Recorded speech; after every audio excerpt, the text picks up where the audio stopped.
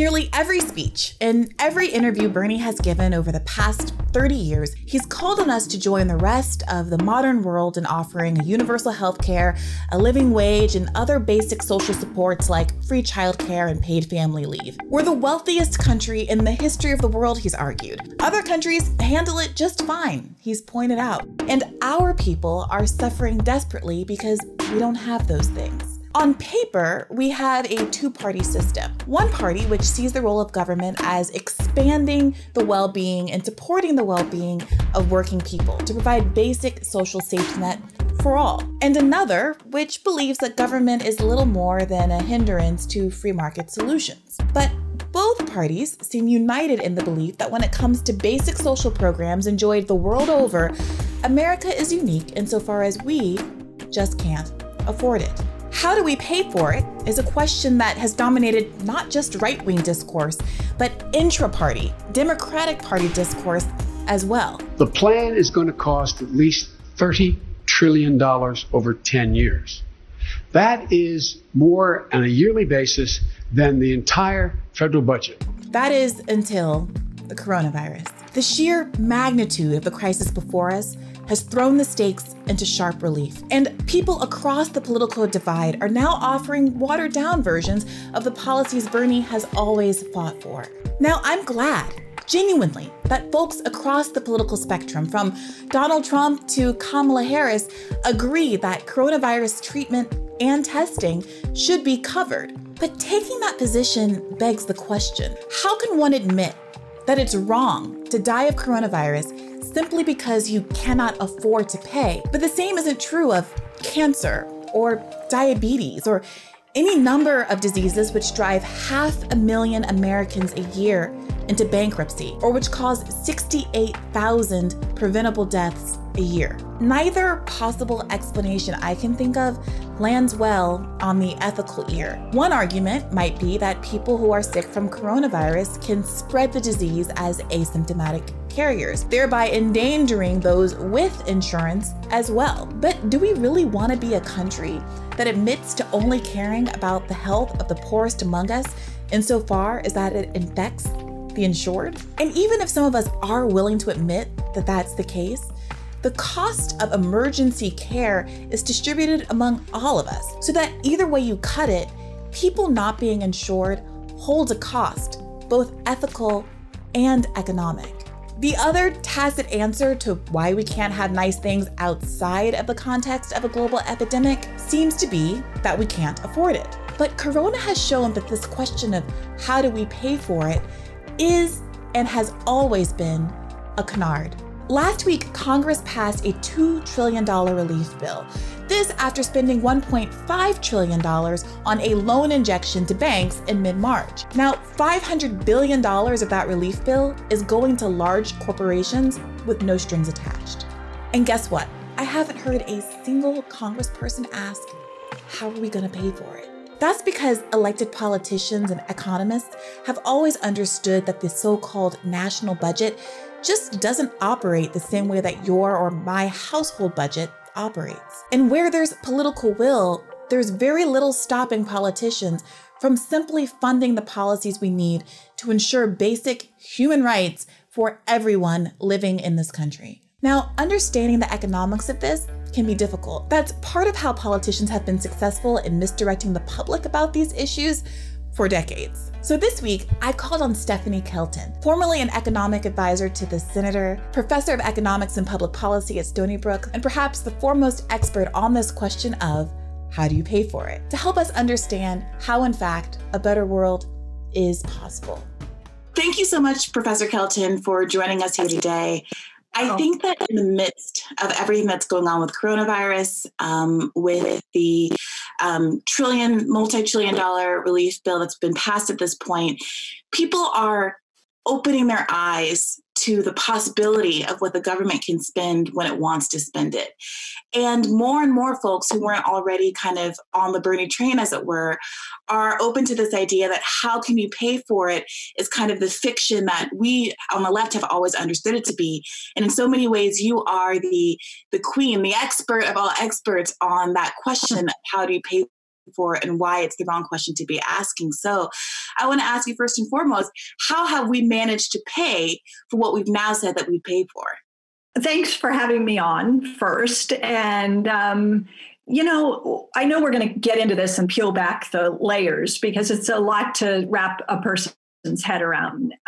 We have just been very badly educated. Everything we've been taught to believe about the way the government spends money, about the way the federal government's budget works. We've been taught forever to think of the federal government's budget the way we think of our own personal household budgets. And so when we hear people talk about things like, the federal government wants to do student debt cancellation or Medicare for all, and we got this inevitable, how are you going to pay for that? We think that the federal government has to come up with money, that it needs to find the money. Where are you going to find the money for that?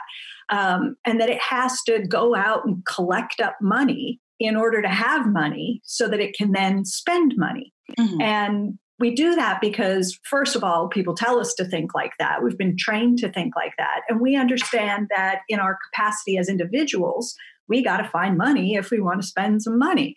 And nobody ever bothered to stop and walk us through why the federal government is different. So when you asked, how is the government spending now $2.2 trillion that they've just committed in this latest package? The answer is that they're going to do it the same way that they've always done it. They're not doing magic or voodoo or some new jujitsu sort of thing. It's Congress writes a bill, right? And this particular bill is a large spending bill. And so whenever Congress wants to spend money, it basically approaches things in one of two ways. It can say, we have written a bill and we would like to spend $2.2 trillion into the economy. And here is how we're going to quote unquote pay for it.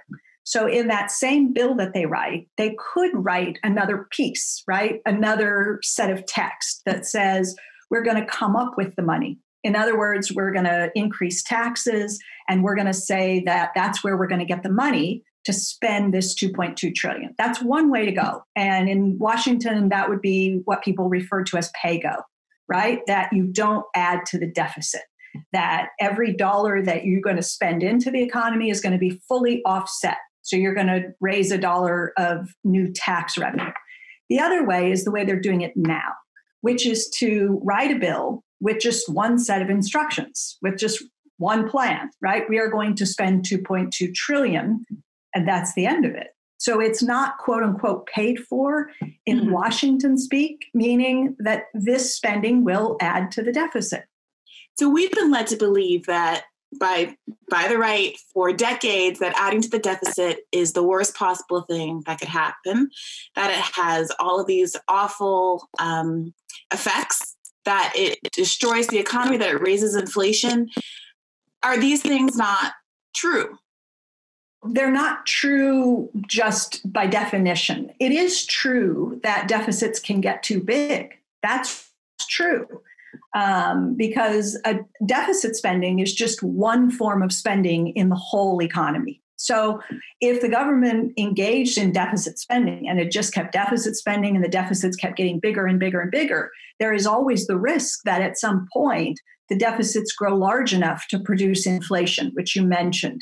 And so that's always a risk as the economy, I would say, as an economist, we use language like as the economy approaches its full employment resource constraint. As you get to full employment and the economy is using up all the workers that are available, all the factories are running at maximum capacity, the machines have all been hired and put to work, there's nothing left available sitting idle, unemployed in the economy.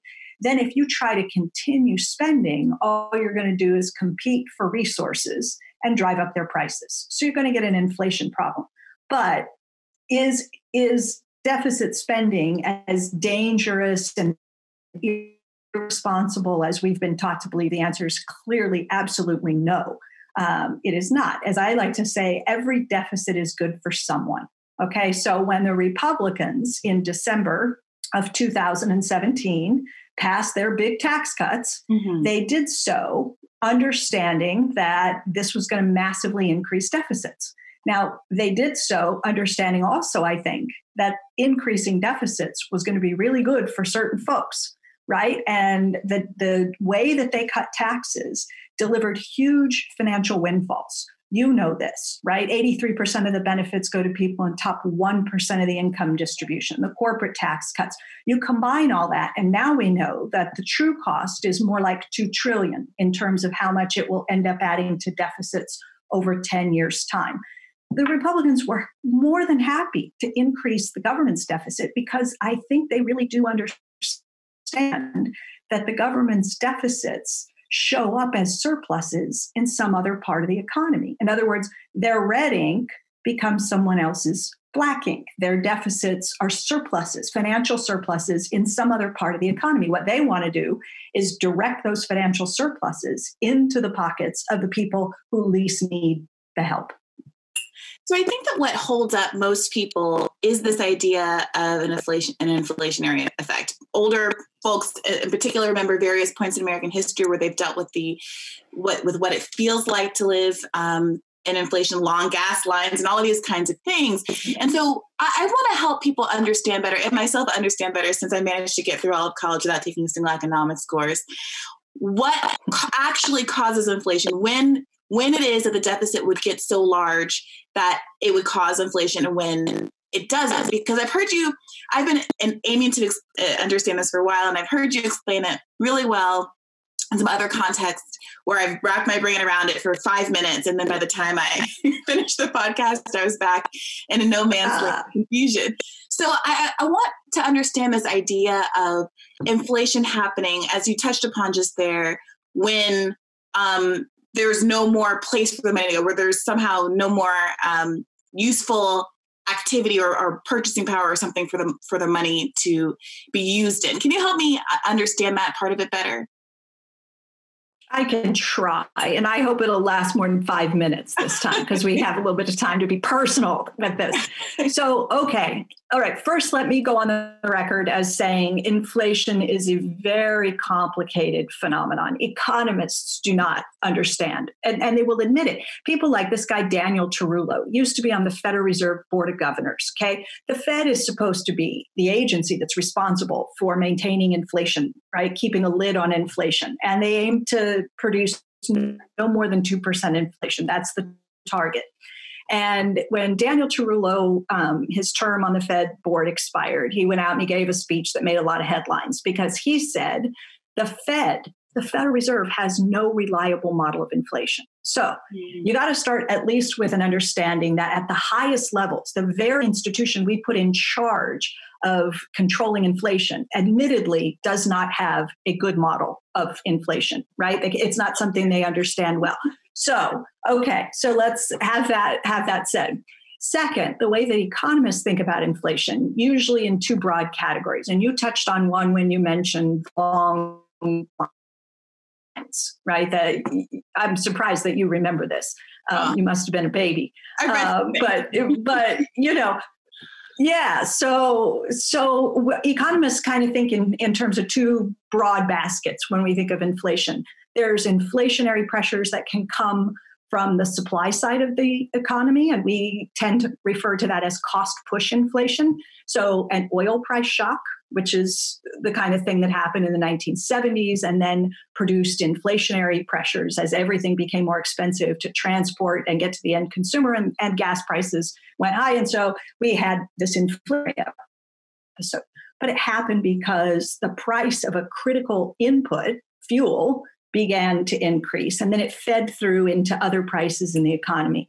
Another kind of inflation we think about is demand pull inflation, when the economy is just really kind of running at full speed. And there's Milton Friedman said, too much money chasing too few goods, right? This idea that everybody's trying to spend into an economy that has reached its productive capacity. It's like if you try to order one more car, Tesla can't make another car. They're producing all that they can't. Ford can't make another car. GM can't, you can't book a hotel room. You can't get a seat on an airplane. Everything is at capacity. And so your economy is at full employment. There's no slack in the economy anywhere.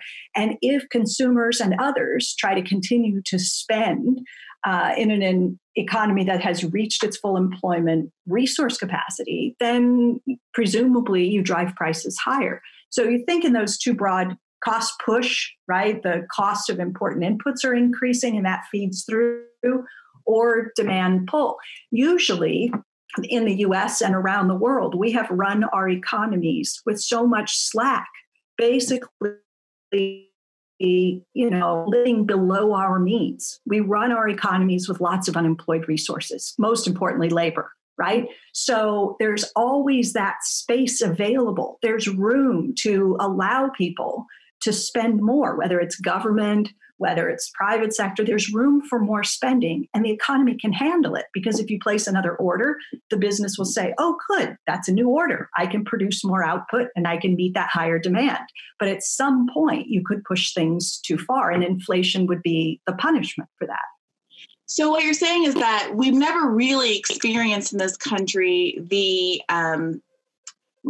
demand pull inflation, the kind that sorry, did I flip those around? No, well, I mean, it has so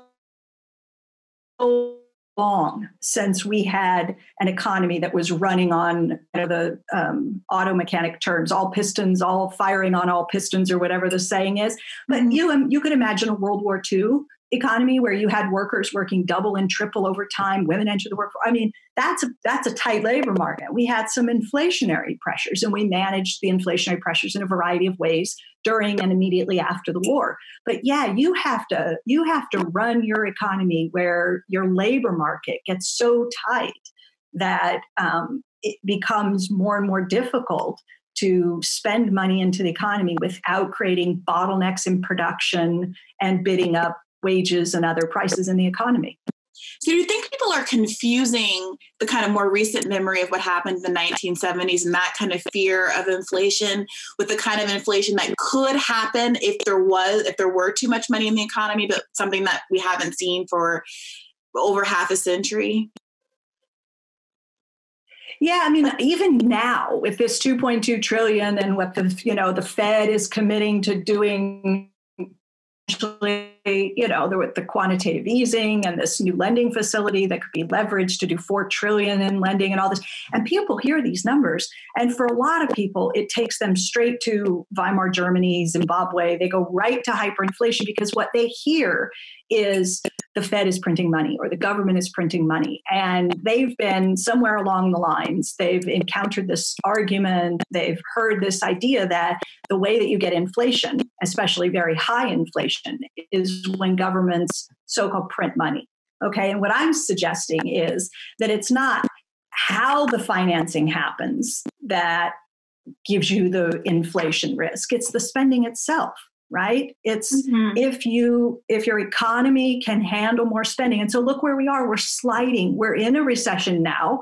We're sliding down. We don't know how deep and how protracted this recession is going to be. But what we do know is that lots and lots of people, millions already, are losing their jobs. And more is on the way. Millions more will lose their jobs. So we're going to find ourselves in an environment where there is tremendous slack in terms of the ability to hire labor. When we come out on the other end of this, there could be millions and millions of people who've lost jobs and could be paid to come back to work, given useful things to do, whether it's in a Green New Deal type of program or other kinds of public service employment.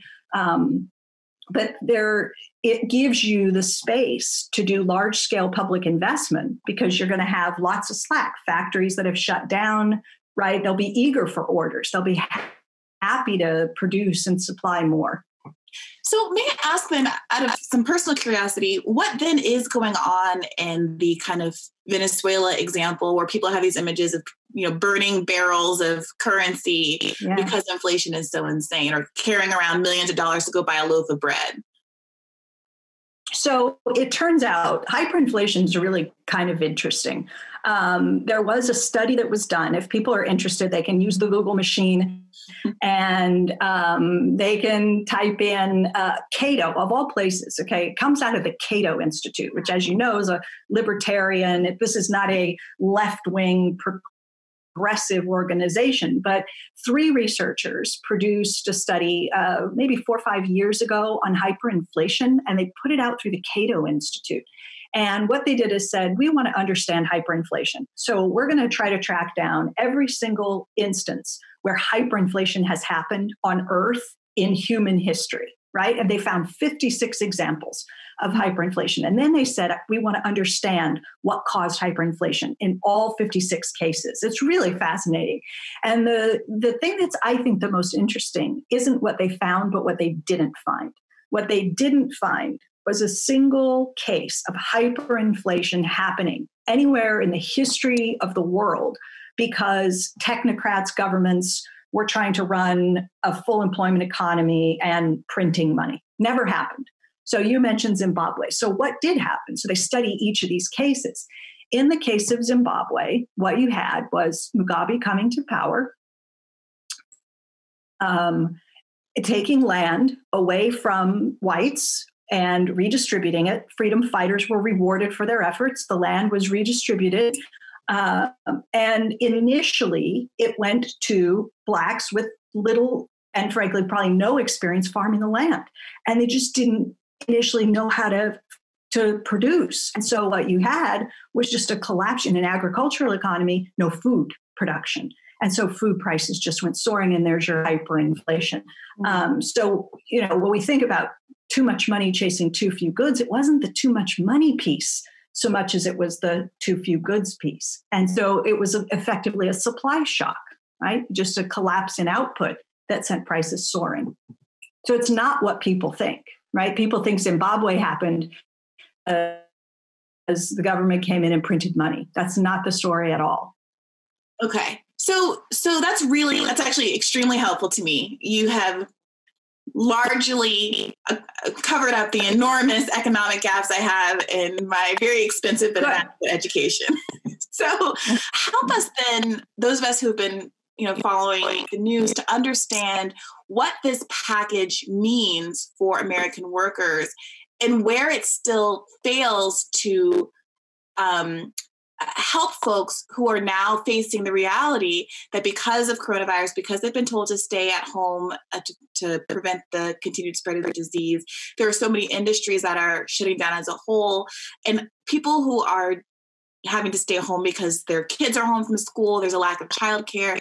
All of our systems are kind of collapsing on themselves. How is this package meant to stem the negative effects of that, and where are there still gaps? So it is incredible what this is revealing, right? The shortcomings, not just in our existing social safety net, but in our trade policies with supply chain issues and a lack of redundancies where we can't produce our own masks and our own ventilators are, it's laying bare a lot of things. And so to the extent that this most recent phase 3 piece of legislation is beginning to address some of those things, look, Briahna, I'm frustrated because we're not, at least at this stage, we're not taking this opportunity to fortify the holes in the system for good. We're patching things. We're doing short-term Band-Aids, right? And when we turn to things like unemployment insurance, we're saying because we don't have a system in place, because we haven't built an infrastructure to support an economy, for a resilient economy that is capable of being responsive in real time to changing economic conditions, to supporting families and workers when the economy goes through these inevitable undulations, that we run for these familiar sort of programs. We go, we have to have expanded unemployment insurance, and we should have a couple of extra months, and we should have this. But when that inevitably proves inadequate, then we try to come back again and again. And so what's frustrating is we've already seen 3.3 million people file for jobless claims last week, right? This is just beginning.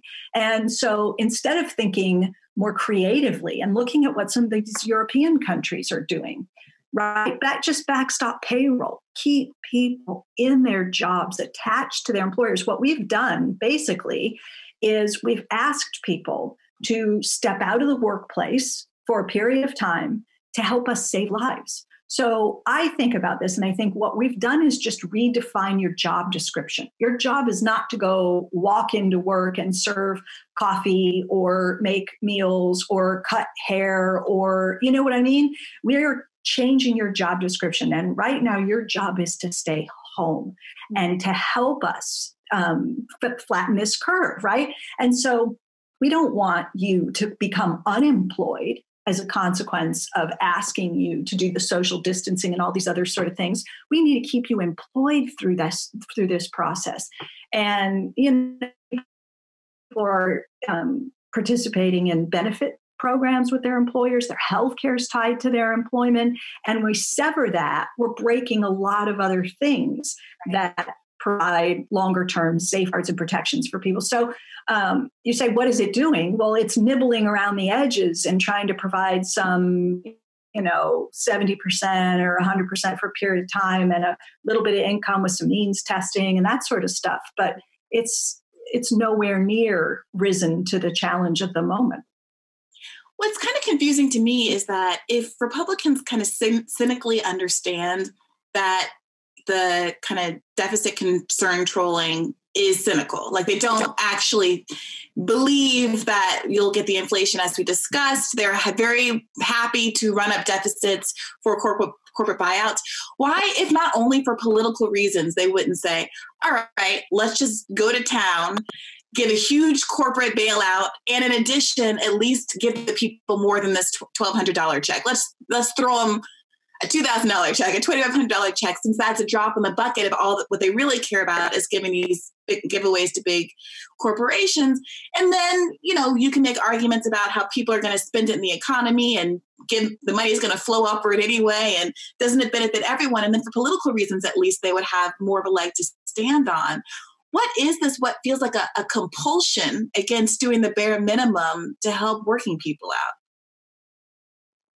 It's such a good question. And I don't know that there's an answer that fits the Republican mold. Because I've heard some of them say things like, we heard Lindsey Graham, for example, talking recently about how he doesn't like the idea of paying people who are at home. Like there's just something that doesn't work for him about that idea. I've heard others say things like, well, it's almost like opening the floodgates. Once you demonstrate that you can do this, and you said, write a bigger check, how do you shut that down? The people will know now that you could just write checks and provide people with basic income support. And what if they kind of start to get used to the idea and they want a decent life all the time? You know what I mean? I think it's sort of, for some, there's concern that, and then there's Donald Trump, who I read the other day. I don't know if you saw this or if this is true, but I did read this, that he is signing those checks that normally the checks would be signed by some civil servant in the past when the government has done things like this, like, when Bush mailed the $300 checks to every individual or $600 to families. A civil servant writes but Trump wants his name. He's going to sign it because he wants that check to show up and have, Donald J. Trump, because that's going to make people have that emotional, hey, thank you, So when you say, why wouldn't they want to do that? Right. Some people would say, play Santa Claus, right? Right. Send people some income to help them through a tough time. And you would expect to reap some reward in terms of the politics after something like that. Yeah, it's really bizarre. The kind of the super cynical version of it that I and my friends talk about is that everything is basically rigged to make sure we're all, no matter how much you earn, feeling like you're living basically paycheck to paycheck. So if you do what everyone tells you to do to be successful and you go to college, you have your student loans eating just up just enough of your income, and your housing eating just up enough of your income so that you have to stay in the job that you don't necessarily want forever, perhaps, and that you can't quite get free enough to do anything that's a little bit creative or gets you off the treadmill, or enables you to have the kind of mobility, geographic freedom that would keep you from being so beholden to big industry. And that it feels like if people did wake up and realize that the government could just give you health insurance, right? So much of what keeps us in jobs that we might not otherwise want to working for consulting companies and law firms and doing things that we might not otherwise want to do, is this idea that, well, I got to be employed. I got to have health insurance. I can't take this break to maybe start my own business and start to work for myself, because God help me if I fall sick during that fallow time. I got to stay in the city because I've got my mortgage here, or I can't afford a mortgage because I got these rent payments and these student loan payments. So I have to stay working in this metropolitan area and not go back home to my family in Kansas, where it'd be much more affordable for me to live. That there's like layers and layers and layers on of kind of systemic economic obligations that prevent us from thinking at all creatively about how we could live our lives. And if some of these pressures got lifted, if suddenly you had insurance no matter what and a basic standard of living no matter what, then we would be free to make a lot more demands about what our world looked like and how it could look differently. Yeah, no, imagine if you had a federal job guarantee, right? Just a standing job offer, a public option in the labor market. Imagine if you had that. And that came with the right of every American to, this is FDR, right? To a job that pays a living wage, that has benefits attached to it in the form of sick leave, in the form of retirement security, in the form of health care. If you bundled a wage and benefit package together that was available to all people, then right there you've done what you just described. You've provided people an alternative to the challenges you just spoke of, not being able to leave because you're tied to a job and you can't be in the community that you want to be in because you've got the healthcare tied to the job and the other sort of stuff.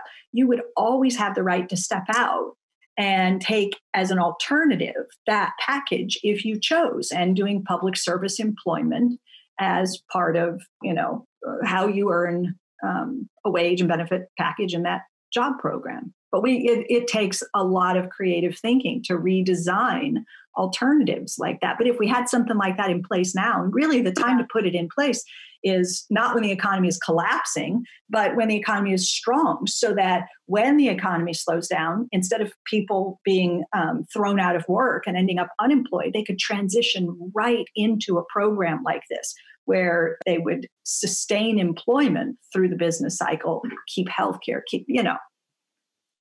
So if you were designing a solution, if you are our interim president, which I think pretty much everyone listening would love a great deal, how would you design a package to try to get us out of the mess that we're in right now? What would it look like? So I've said, I have pushed from the moment that it became that we were going to ask people to socially distance, and that this would result in people stepping out of the workplace, that, my God, I said, please keep people on payroll. I mean, that's the way to do it. Keep them on payroll as they're kept out of the workplace. Keep them attached to their job, their employer. Maintain them whole through this process. And so that's why I talk about redefining your job. You still have a job to do, and we're still going to pay you to do that job. We're not going to cut your pay, because you start cutting people's pay, and what happens? I spend everything I make. So if I don't bring in exactly as much as I brought in last month, then I can't make some bill, right? I need to pay my rent. I need to pay my car payment. I need to pay my student loan. I need to pay my electric bill, my cable bill, my phone bill. I have recurring expenses. Right. And for me, the way to go, and I used terms like nationalized payroll. I mean, I was saying that from the very, very beginning. And it's exactly what you see in places like Denmark and Norway and even the UK. The British government has stepped up and said 80% of payroll, we will backstop payroll. And that prevents the unemployment that we're witnessing, because you keep people employed, right? They're out of the workforce, but they're still employed. So the Kelton package begins with the backstopping of payroll, so that we don't have this landslide of jobless claims that we're facing now. we talked earlier about how, a certain amount of deficit spending isn't a problem, doesn't cause inflation, et cetera. But, at what point is lowering the national debt a priority that's genuine? And how do you go about doing that? Never. So this is the problem. Well, if somebody would slip this into the phase 4 legislation, I really do. We need to change our language. We need to change the words that we use to describe what we're actually doing. It is so unhelpful that we refer to outstanding U.S. treasuries, government bonds, as debt. It's not debt like household debt. It's not dangerous debt. It's not. So it carries with it that connotation that somebody's on the hook for something, that there's a burden being placed on the next generation, or that's not the right way to think of it. So when I talk to people about this stuff, I say, just think of this thing we call the national debt as part of the U.S. money supply. We have interest-bearing dollars. That's what we call the national debt, because treasuries pay interest. So they're dollars that pay interest. And then we have dollars that don't pay interest. So when the government is running deficits, let me see if I do this with an example. I have one of these, but that's not going to work that well. Let's say the government, I'll be government, and I'll do deficit spending. So here's what happens. Hang on. I got something that will work. Don't leave. All right. Hang on. So I have these green dollars. Okay. This is me, the government, and I'm going to spend some green non-interest bearing dollars into the economy. So let's just say that I spend 3 of these we could call it 3 trillion. Okay. So I'm going to spend these, my 3 green, into the economy, and that's deficit spending. Let's say I deficit spent those. So now I come up and I have these US treasuries, and I have 3 trillion of these. And I say, I was just deficit spending, so now I'm going to sell these 3 treasuries. And what that means is you're going to give me back these, and I'm going to give you these. Okay? So now I borrowed. That's what this was. I took these back. I sold bonds. Okay? And these are what we label the national debt. These pay interest, and these do not pay interest. All I've done is recycle some of my dollars into treasuries. That's what government borrowing is all about. It's not dangerous. I don't have to come back later when these mature. These are 10-year treasuries. When these mature, I take them away from bondholders and I replace them with these. You see, it's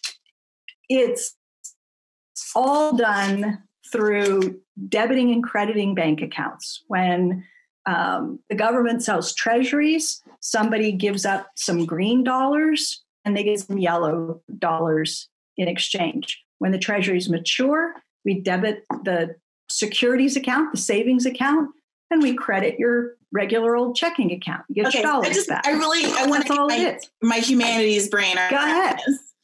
So what you're saying is when we spend money, we create quote unquote debt, and to pay for that debt, or to offset it,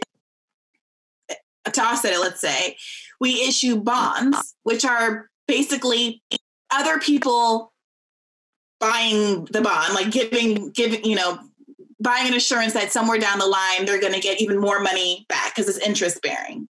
Is that right? So, I spend $10. We get ourselves $10 in the deficit. I find someone to say, hey, do you want to buy this U.S. Treasury bond for $10? They say, great. I'm going to buy this $10 bond. And 20 years from now, they get $15 back, or whatever it is. And so what you're saying is it's not really not really debt, or like it's not that I don't have the money. It's just that I'm saying it's paid for already through the bond that's been sold. Let me do it this way. Yes, you're getting it. You're getting it. Let me try to make it, forget my Post-it notes. Let me do it with these numbers.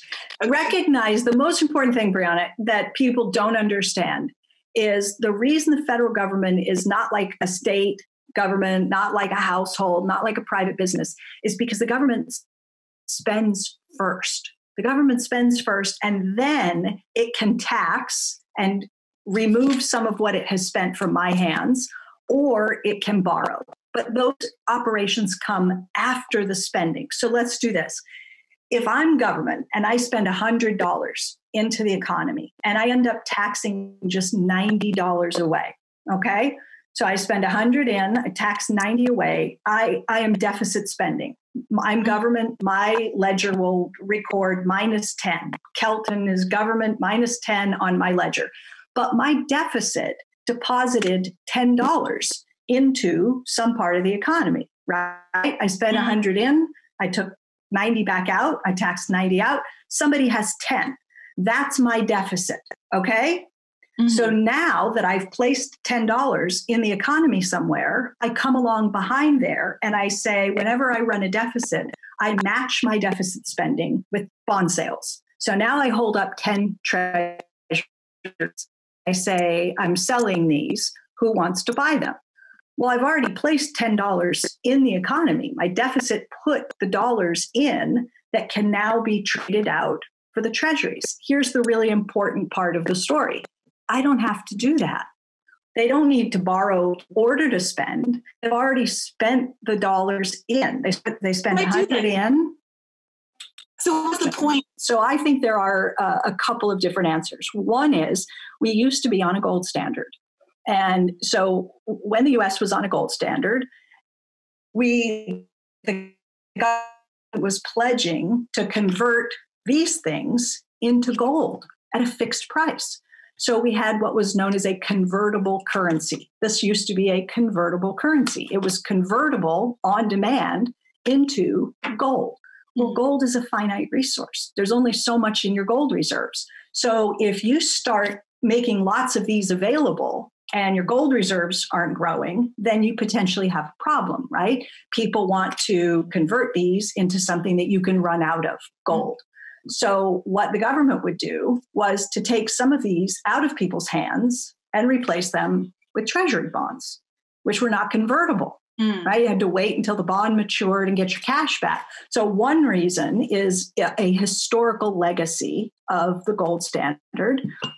And then the other is that treasuries were really important for carrying out monetary policy until fairly recently. The Federal Reserve relied on U.S. government bonds to conduct we call open market operations to set interest rates. Does that make sense? So yeah. So listen to this. Let me tell you. Do you have time for a quick story? Yeah, please. So this is a really good story. I talk about this in my book, and your listeners could find out on their own just by using the Google machine and learn a little bit more about this. But very briefly, when Bill Clinton was president, the federal government's budget moved into surplus for the first time, I believe, in my lifetime. 1998, 99, 2000, 2001, the federal government's budget was in surplus. Now, Democrats celebrated this as a great achievement, a sign of fiscal responsibility, right? This was tremendous. The Congressional Budget Office looked at these federal government surpluses, and they projected in their annual budget outlook that the government was on track to run surpluses far as the eye could see, and that we were going to retire the national debt. It would all be paid off, completely gone, eliminated, sayonara. Okay, so the Clinton administration is looking at this. Their Council of Economic Advisors publishes a report every year called the Economic Report of the President. In that report was a chapter. Well, there was supposed to be a chapter. It was drafted, and it was called A Life Without Debt. And they were writing this chapter and planned to include it as this, wow, look at where we're headed, right? We are going to run budget surpluses, pay off the national debt, and we will be, as a country, debt-free. Magnificent. Until they started writing the chapter and thinking things through. And then they realized oh shit, we're going to pay off the national debt. So they went into panic mode. And so you say, why would they go into panic mode at the thought of retiring all of the national debt? Wouldn't that be great? Well, you and your viewers can check this out. And the reason that we know about this chapter is because NPR's Planet Money did a FOIA request. And they got that chapter forced out into the public domain so that now we can all have a chance to look at it. Otherwise, they pulled it, they buried it. They were not going to publish it because they were so concerned about what it would mean if we ran out of US Treasuries, if we basically eliminated them. So when people talk about paying down the debt or eliminating the debt, it sounds like a good idea because it means, if I could pay off all my debt, I would be happy, right? I want to be debt free, no mortgage debt, no card payment, no student loan, that'd be great. But if the federal government pays off its debt, it means there are no more US Treasuries because that's what the national debt is. It's just the outstanding stock of government bonds, assets. People hold them. They're in pensions, right? They're in portfolios. So the Federal Reserve was using treasuries to set interest rates. So they would buy and sell treasuries to change the level of reserves in the banking system and thereby set the key policy interest rate. That's a long way of saying without treasuries, the Fed couldn't set interest rates, which is basically carrying out monetary policy. So they panicked and they decided to just, so you said, why do we still, okay, so here's the kicker. The Fed does not rely on treasuries to set interest rates in the modern era. We stopped doing that. So now to change that key policy rate, the Fed just announces a new rate and they pay interest on reserve balances. If the Fed wants to pay a higher interest rate, it announces a higher interest rate and that becomes the new interest rate. If they want to cut rates to zero, they announce that they will begin paying zero on reserve balances. They don't need treasuries to carry out monetary policy as they once did. So, I mean, they're doing QE, and so they're still buying treasuries today, but there's no, well, you said, why do we still borrow?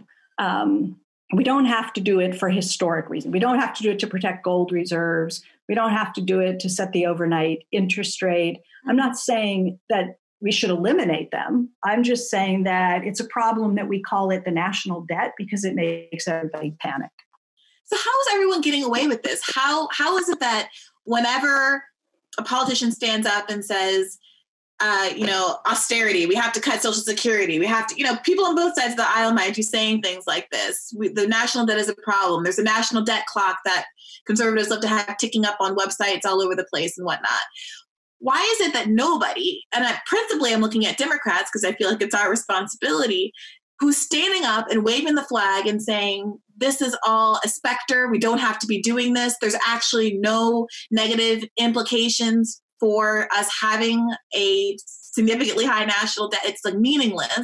Why is it from a political perspective that we're letting everybody, continue with this misunderstanding of how things work, and that there's not some more effort to political re-education and economic re-education to folks so we can start winning some of these battles? You're preaching to the choir here, let me tell you. I've had conversations and I continue to have conversations. Most of them I can't talk about, but just in very, very generic terms. I was on the Hill not too long ago. And the good news from my perspective is that there are Democrats who are undergoing a rethink. And they have reached out, and we are having conversations about how to begin to shift the public narrative and to help with the education process. And so I feel in many respects hopeful because I see a willingness on the part of some to, recognize that the stories that they've been telling have problems, that they could be helpful in terms of providing a better understanding. Sometimes I'll say to people, sometimes the best thing you can do is it's not what you say, but what you don't say. So just don't volunteer things like, oh, and then they're adding to the deficit and they're increasing the debt. Why say that? Because when it's your turn, right, if you end up in the White House and with the Senate and the House, you're going to end up running deficits too. And the debt is going to increase while you're in charge. So you might as well not vilify these things now. You might as well begin to talk in terms of how would we redeploy that deficit so that it is being used to help the people who most need the help. Right now, we've got $1 billion deficits that are largely engineered to help people who least need the help. We're going to inherit those. We don't want to try to eliminate them and pivot to austerity and all that kind of stuff. But we can rejigger the budget in ways that put the resources where they can do the most good. And so we may continue to run trillion and a couple of, I don't know, what the economy will call for in the future, what it can sustain.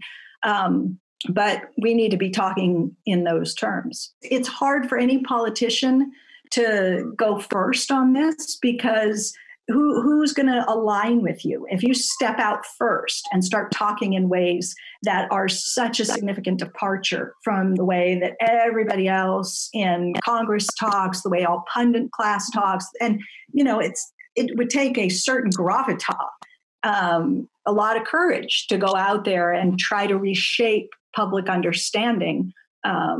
So anyway, that I think it's going to take, a guy that we both know pretty well says change doesn't come from the top down. It always comes from the bottom up. So I believe that. I think that ultimately we're going to force that narrative to change. It's going to be the people who, when that next politician after this pandemic is over, and our politicians start talking about the need to go after Social Security or why we can't have, programs and we can't afford things. I think we need a groundswell of people to say, no, don't do that. We can afford it because I understand enough to know that your budget doesn't work like ours. And so I'm not going to accept these old talking points. And I think it's got to be from us.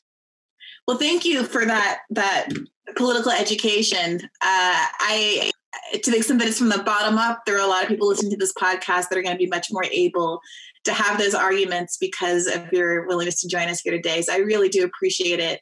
Can you let folks who are listening or watching know where they can hear more from you, where they can read or find your book? Anything else they should know about your output?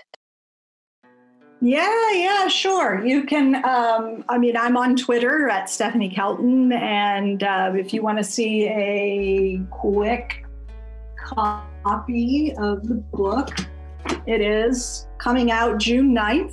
So you can find it. You can pre-order. It's available for pre-order. The Deficit Man. I'm going to say the name in case people are only listening to the podcast version. Thank you. Yeah, thank you so much. Hear the Bern is produced by Ben Dalton and Christopher Moore. Let us know what you think at hearthebern@berniesanders.com or else take to Twitter with the hashtag HearTheBern. Don't forget to rate and subscribe here on YouTube. That's all for this week.